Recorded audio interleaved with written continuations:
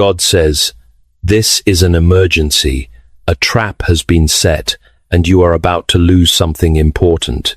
Please, don't ignore this. Open this quickly before 11:59 p.m. Chosen one, listen carefully. This is not random, and it is not small.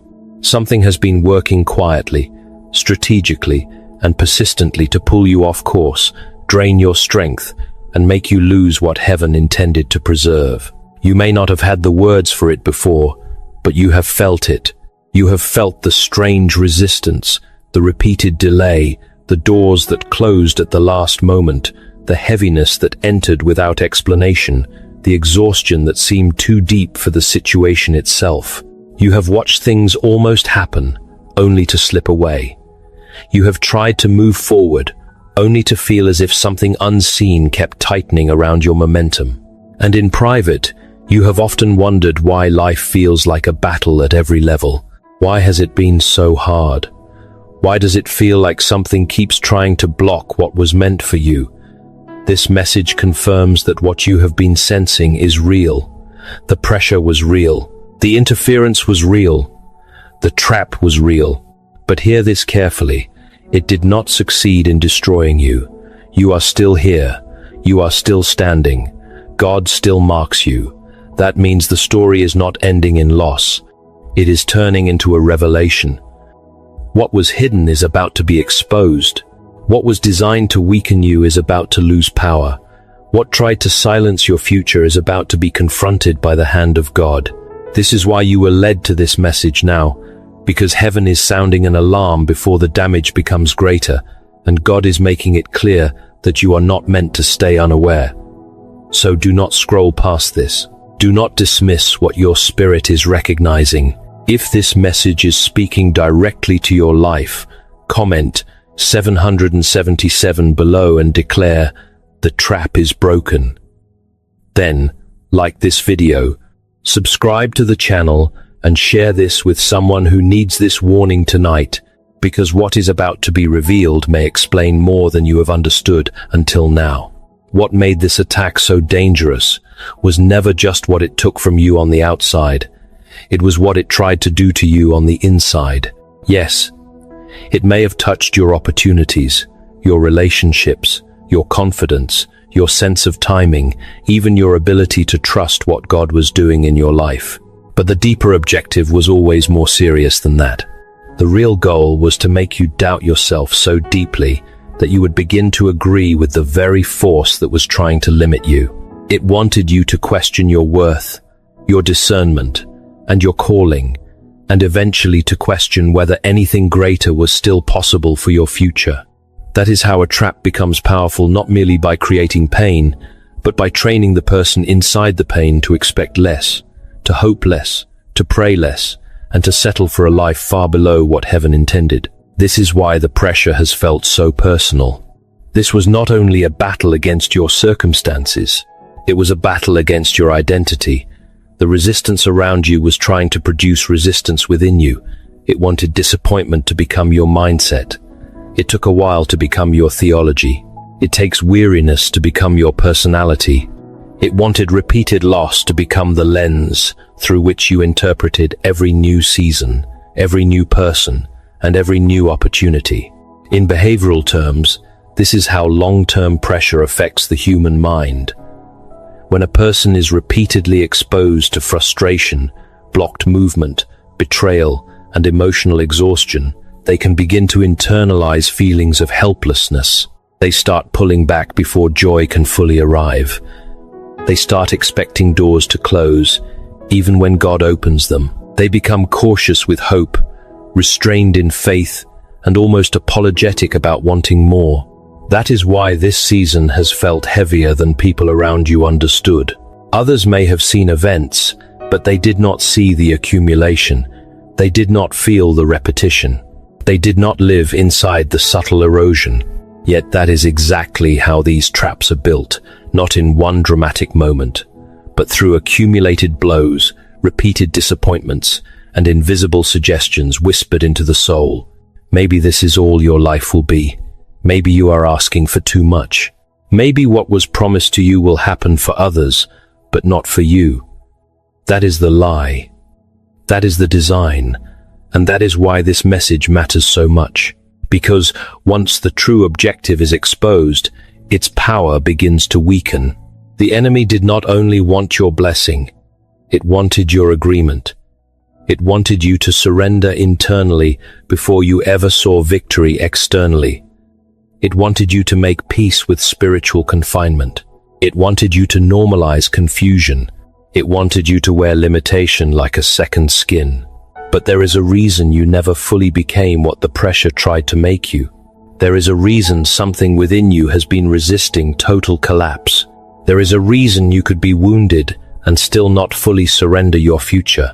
Deep within you, the Spirit of God preserved a witness that said, "This is not the final version of my life." Even in your tiredest moments, something in you knew that what you were living through was not the truest definition of who you are.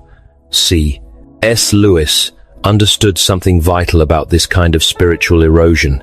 In the Screwtape Letters, he showed that destruction often does not begin with an obvious catastrophe, but with small shifts, subtle compromises, and quiet distortions that slowly pull a soul off course.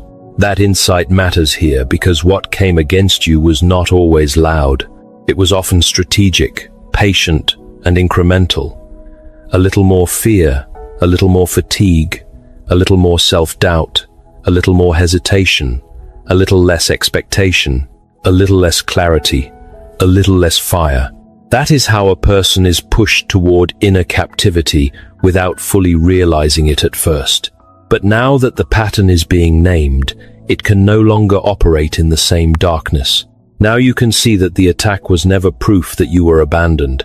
It was evidence that your life carried weight. The intensity of the opposition was tied to the significance of what your life still carries. The pressure was not random because your purpose is not random. The battle over your confidence was not random because your voice is not random. The war against your expectation was not random because your future is not random. And now that the trap is being uncovered at the levels of the mind, the heart, and the identity, the next step is to confront the cycle for what it is. You have to understand how serious this really was, because what happened to you was not a minor inconvenience, and it was not a passing storm. This was a pattern. This was pressure with intent. This was the kind of assault that does not always announce itself with one catastrophic event, but instead unfolds through repetition so relentless that it begins to alter the way a person sees life, sees God, and sees themselves. That is why it hurt so deeply. It was not only that one door closed, it was that too many doors closed at the exact moment they should have opened. It was not only that one person betrayed you, it was that betrayal seemed to come in different faces, different seasons, different forms, until you were forced to ask how the same wound could keep finding you again. It was not only that one opportunity slipped away. A pattern emerged where breakthroughs came close enough to touch, only to disappear just before they became real. And when a pattern like that repeats long enough, it does something dangerous to the human spirit. It tempts you to reinterpret your whole life through loss. It tempts you to expect disappointment before you even begin. It tempts you to brace for grief in moments that should have carried joy. This is why the issue is more severe than many people realize. Repeated delay is not neutral. Repeated sabotage is not small. Repeated emotional depletion is not something to casually dismiss. These things can slowly train a soul to live in survival mode, to stop reaching with confidence, to stop building with boldness, to stop trusting with openness, and to stop believing that anything pure can remain untouched. When the attack becomes repetitive, it stops feeling like an isolated event and starts to feel like a part of one's identity. That is when the trap becomes terrifying, because now it is no longer just around you. It starts trying to live inside you. It wants to become your expectation. It wants to become your vocabulary. It wants to become the atmosphere through which you interpret everything. That is why some of the most serious damage was invisible to other people. They may have seen you functioning, but they did not feel the exhaustion of constantly recovering from things you never should have had to survive in the first place. They may have seen you smile, but they did not know how many times you had to gather yourself in private after another strange setback, another unnecessary conflict, another promise that dissolved, another burden that landed on your shoulders without warning. They did not see how many times you had to fight to keep your heart from hardening. They did not see how many times you had to resist becoming cold, suspicious, detached, numb, and spiritually silent. And that is exactly why this battle was so grave. It was not just about trying to change your circumstances. It was about trying to reshape your inner world. It was trying to make you so familiar with frustration that peace would start to feel unnatural. It was trying to make you so accustomed to disappointment that hope would begin to feel dangerous. It was trying to make you so tired of being let down that you would eventually stop expecting God to move with power in your life. But even more than that, it was trying to convince you that the repeated nature of the pain meant there was something wrong with you. That is one of the cruelest dimensions of the trap. It does not merely inflict suffering. It suggests that you are the reason suffering keeps finding you. It whispers that maybe you are too much, too damaged, too late, too overlooked, too flawed, too difficult to be truly blessed. It tries to turn external warfare into internal accusation. It tries to make the victim carry the shame of the attack. And if that lie is believed long enough, a person begins to shrink.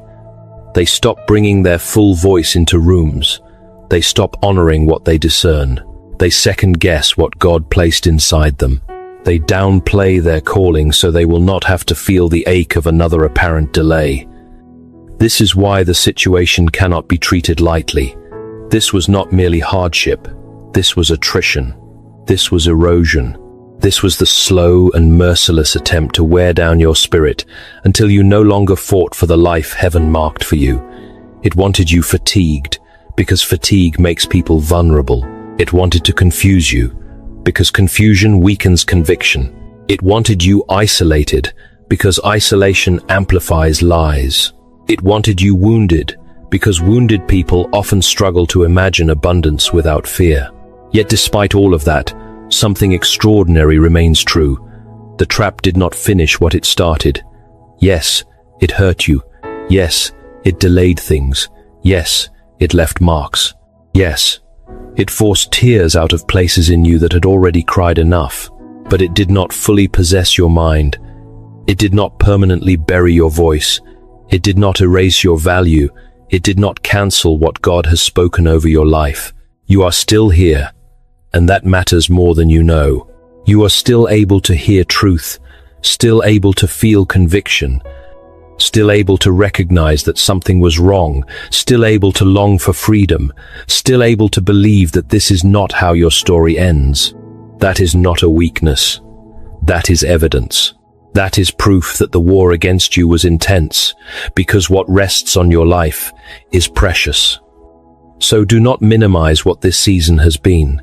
Do not call it small when it was designed to break strong people. Do not call it ordinary when it was aimed at your future. Do not call it a coincidence when the repetition itself reveals a strategy. The seriousness of the attack reveals the seriousness of your assignment.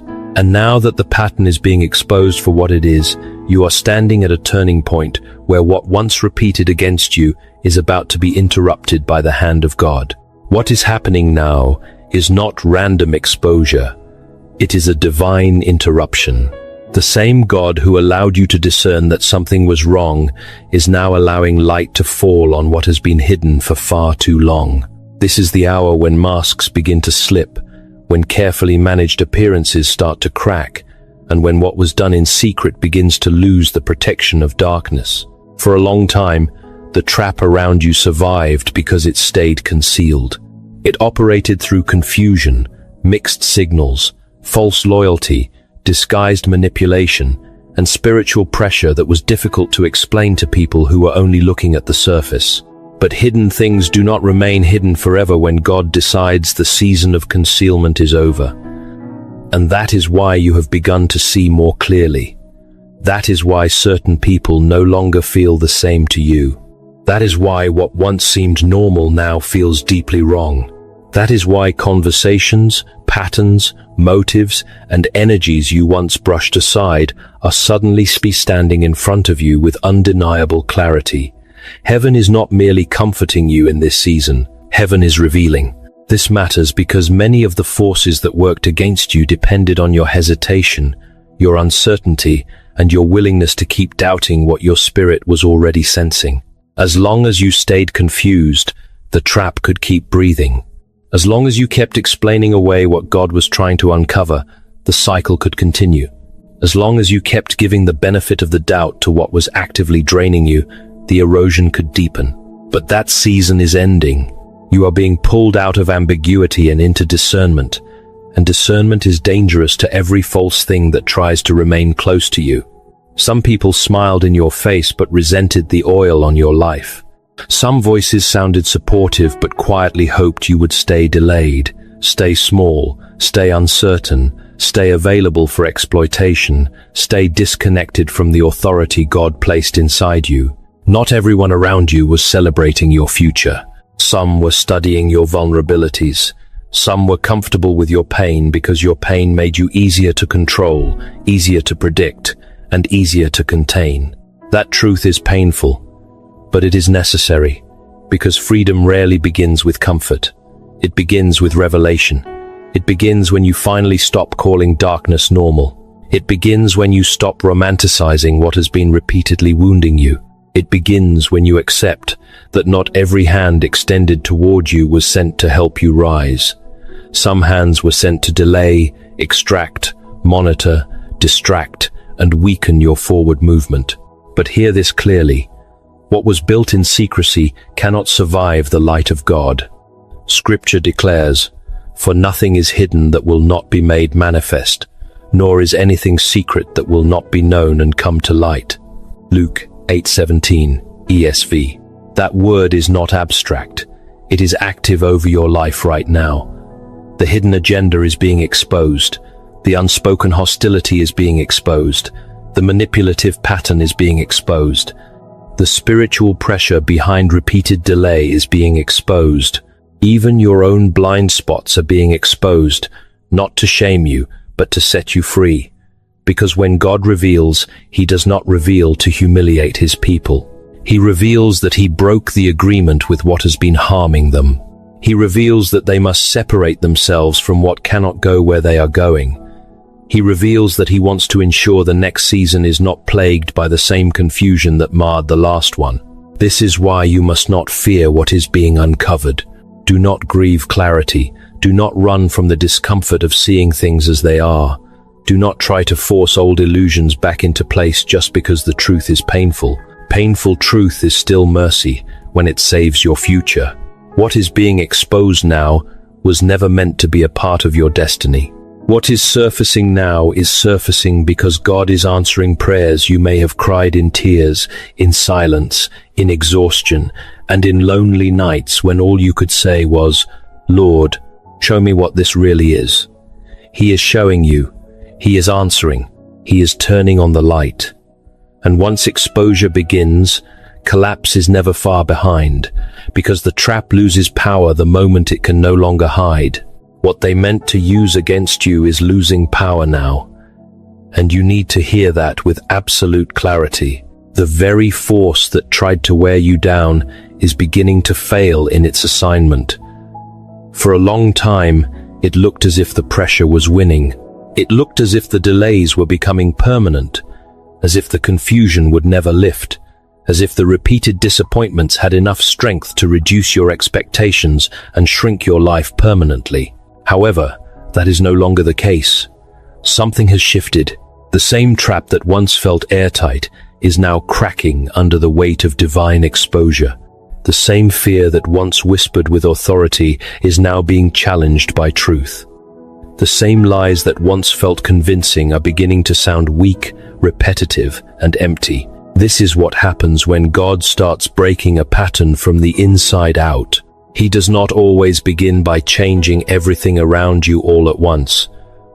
Often, He begins by removing the inner agreement that allowed the pressure to keep feeding on your peace. He begins by waking up your discernment. He begins by restoring your sight. He begins by teaching your spirit to reject what your pain once tolerated.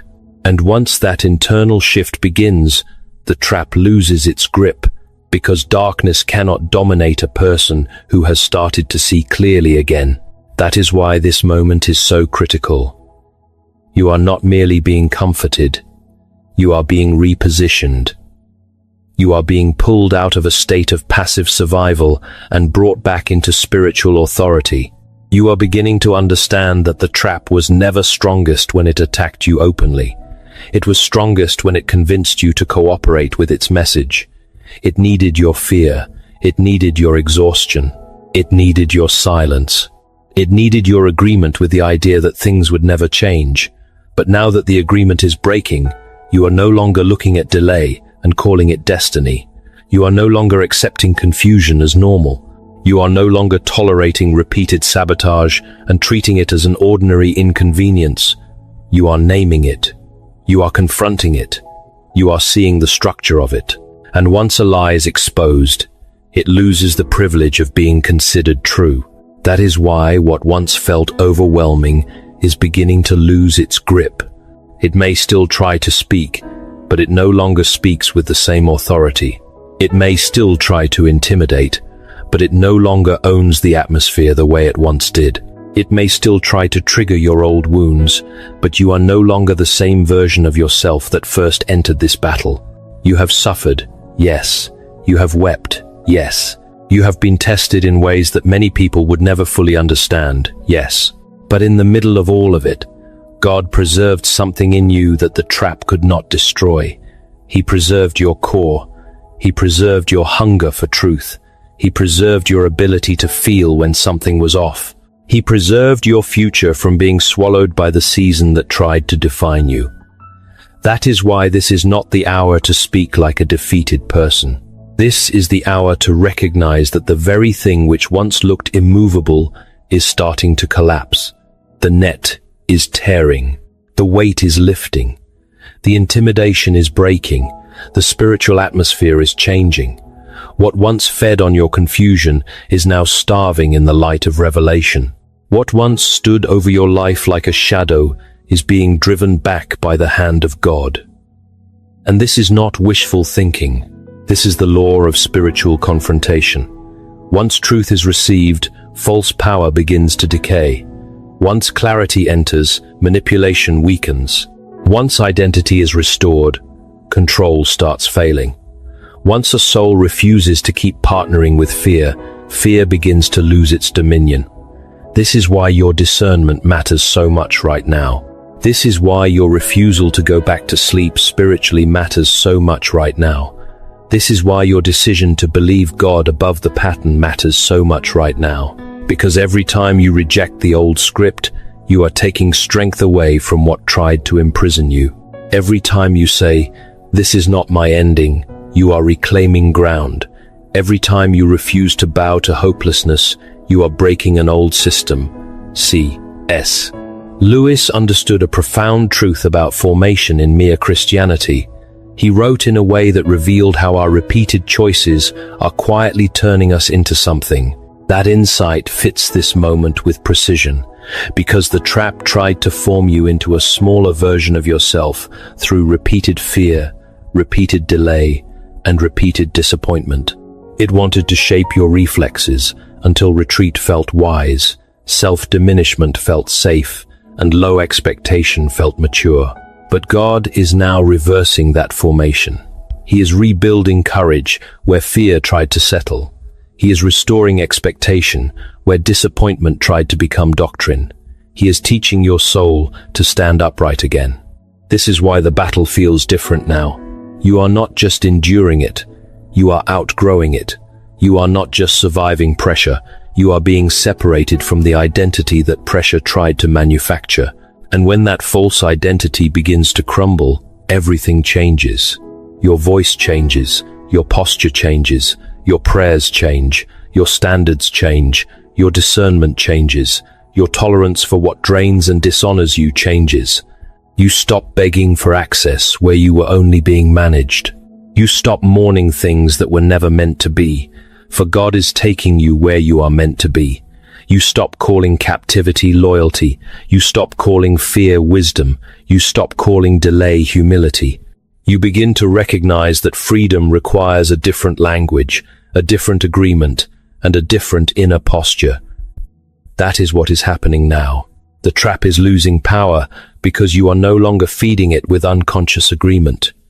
You are waking up. You are rising in clarity. You are remembering who you are before the pain tried to rename you. And because of that, this season will not end with you broken, buried, and emptied. It will leave you clearer, stronger, and more resilient to everything that ever tried to contain you. Can you feel that something is already shifting around your life? If you believe the trap is losing power, write in the comments, "I am coming out free," and let that declaration become your line in the sand. What you are about to lose is not your future. It is not your calling, not your purpose, not your blessing, and not the promise of God over your life. That is the lie the pressure wanted you to believe. It wanted you to think that because things were delayed, they were denied. It wanted you to think that because you were resisted, you were rejected. It wanted you to think that because you were attacked, you had somehow fallen outside of divine covering. But none of that is true. What is leaving your life now is not what God ordained. What is leaving your life now is what tried to sit where only God's word had the right to stand. You are not about to lose destiny. You are about to lose the weight that kept you from walking in it freely. You are not about to lose your voice. You are about to lose the fear that kept your voice trapped behind old wounds. You are not about to lose your identity. You are about to lose the false version of yourself that pain, betrayal, and delay tried to construct around your spirit. This is the holy reversal that many people misunderstand when they stand at the edge of a breakthrough. Because when God begins to break chains, it can initially feel like something major is being stripped away, and it is. But what is being stripped away was never sent to preserve you. It was sent to bind you. It was sent to exhaust you. It was sent to make you carry burdens that were never meant to become part of your self-understanding. There are things you have been carrying for so long that they almost started to feel like part of your personality. The hesitation, the guardedness, the instinct to expect disappointment, the reflex of shrinking before you are fully seen, the tendency to brace yourself before every good thing, as if joy must always be followed by loss. But those are not your true nature. Those are survival adaptations. Those are scars that learned how to speak. Those are responses shaped by warfare, not the original language of your soul. And now God is confronting them, not because He is rejecting you, but because He is restoring you. He is removing from you what trauma tried to weave into your identity. He is separating your spirit from burdens that stayed too long. He is drawing a line between who you really are and what prolonged pain forced you to become. This is why the loss that is coming is sacred. It is a necessary loss. It is a righteous loss. It is the loss of chains, the loss of confusion, the loss of inner agreements with fear, the loss of cycles that have repeated for too many years, the loss of voices that lived in your head long after the people themselves were gone. You are losing the pressure to perform for acceptance. You no longer need to explain your worth to people who are committed to misunderstanding you. You are losing the old weight of spiritual fatigue.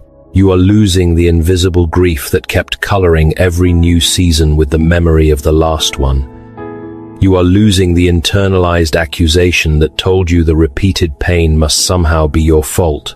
You are losing the distorted lens that kept making you interpret every delay as abandonment. You are losing the expectation of disaster. You are losing your familiarity with captivity. And that matters, because some losses are not signs of decrease. Some losses are signs of deliverance. Some things must leave before peace can fully return. Some things must be broken before joy can breathe again. Some identities must die before the true self can rise without fear. So do not panic over what is falling away. Do not mourn every separation. Do not assume that what feels unfamiliar is